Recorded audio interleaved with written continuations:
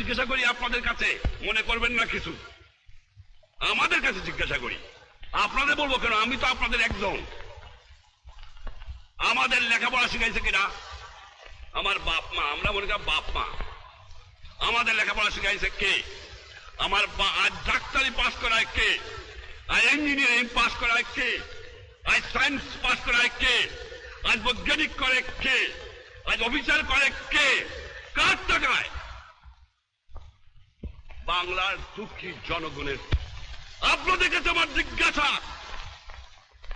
শিক্ষিত ভাইরা, যে আপনার লেখাপড়ার খরচ করে দিয়েছে শুধু আপনার সংসার দেখার জন্য নয়, আপনার ছেলে মেয়ে দেখার জন্য নয়, দিয়েছে তাদের আপনি কাজ করবেন, সেবা করবেন। তাদের আপনি কি দিয়েছেন, কি ফেরত দিচ্ছেন, কতটুকু দিচ্ছেন? তার টাকায় ইঞ্জিনিয়ার সাহেব, তার টাকায় ডাক্তার সাহেব, তার টাকায় অফিসার সাহেব, তার টাকায় রাজনীতিবিদ সাহেব, তার টাকায় মেম্বার সাহেব, তার টাকায় সব সাহেব। আপনি দিচ্ছেন কি? কি ফেরত দিচ্ছেন? আত্মসমালোচনা করেন। আপনি চাকরি করেন, আপনার মায়না দেয় ওই গরিব কৃষক, আপনার মায়না দেয় ওই গরিব শ্রমিক, আপনার সংসার চলে ওই টাকায়, আমি গাড়ি চলি ওই টাকায়, আমরা পয়সা থাকি ওদের টাকায়। ওদের সম্মান করে কথা বলেন, ওদের ইজ্জত করে কথা বলেন, ওরাই মালিক, ওদের সংসারই চলে। সরকারি কর্মচারীকে বলবো, মনে রেখো, এই স্বাধীন দেশ ব্রিটিশ কলোনি নয়, পাকিস্তানি কলোনি নয়।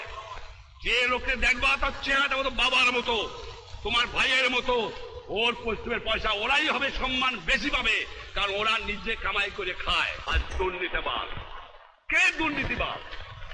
যে ফাঁকি দেয় সে দুর্নীতিবাদ, যে কাজে ফাঁকি দেয় সে দুর্নীতিবাদ, যে ঘুষ খায় সে দুর্নীতিবাদ, যে স্মাগলিং করে সে দুর্নীতিবাদ, যে আপনার ব্ল্যাক মার্কেটিং করে সে দুর্নীতিবাদ, যে জমি জিনিস হোল্ড করে সে দুর্নীতিবাদ।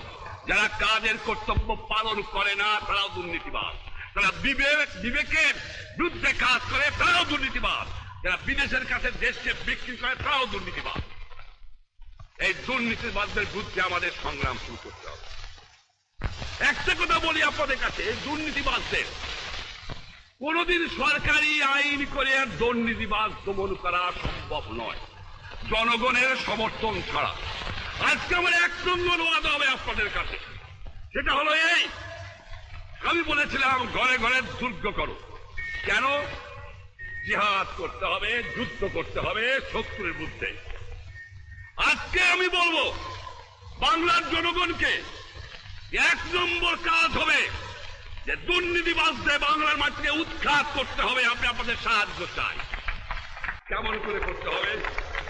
আইন চালাবো, ক্ষমা করব না, যাকে পাবো ছাড়বো না। একটা কথা আপনাদের করতে হবে, জনগণে এমন গণ আন্দোলন করতে হবে, আমি গ্রামে গ্রামে নামবো, এমন আন্দোলন করতে হবে যে ঘুষখোর, যে দুর্নীতিবাদ, যে মুনাফাখোর, যে আমার জিনিস বিদেশে চালান দেয়, তার সামাজিক বয়কট করতে হবে। এই কথা মনে রাখতে হবে।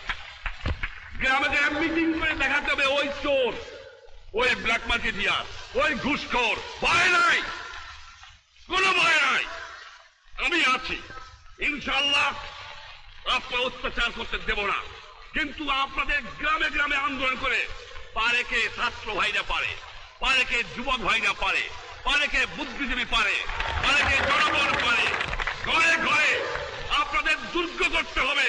সে দুর্গ করতে হবে এই জন্য যে দুর্নীতিবাদকে খতম করো, বাংলাদেশে দুঃখী মানুষের দুঃখ মোচন করো। এই দুর্নীতিবাদ যদি খতম করতে পারি, শতকরা 25 থেকে 30 ভাগ দুঃখ বাংলার মানুষের চলে যাবে। এত চোরের চোর, চোর কোথেকে যে পয়দা হয়েছে আমি জানি না। পাকিস্তানের সব নিয়ে গেছে, কিন্তু এই চোর চুপ ফিরে গেছে আমার কাছে। এই চোর নিয়ে গেলে আমি বাঁচতাম, কিছু দালাল গেছে, কিন্তু চোর গেলে বাঁচা যাবে। শতকরা 20 জন লোক শিক্ষিত, আমরা শতকরা 20 জন, তার মধ্যে শতকরা 5 জন লোক আমরা বলতে পারি আমরা শিক্ষিত। আজকে একটা কথা প্রশ্ন আমার, এই যে দুর্নীতির কথা বললাম, আমার কৃষক দুর্নীতিবাদ না, আমার শ্রমিক না, তা কে? ঘুষ খায় কারা? স্মাগলিং করে কারা? বিদেশি এজেন্ট হয় কারা?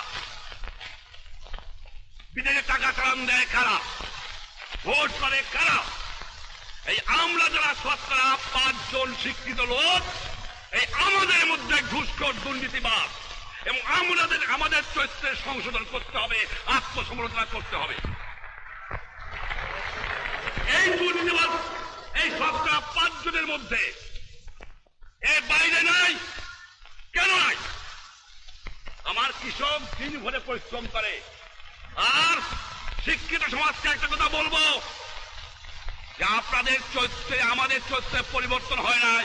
একজন কৃষক যখন আসে খালি গায়ে লুঙ্গি পরিয়া, আমরা বলবো এ বেটা করতে গাইছিস, বাইরে বয় বাইরে বয়।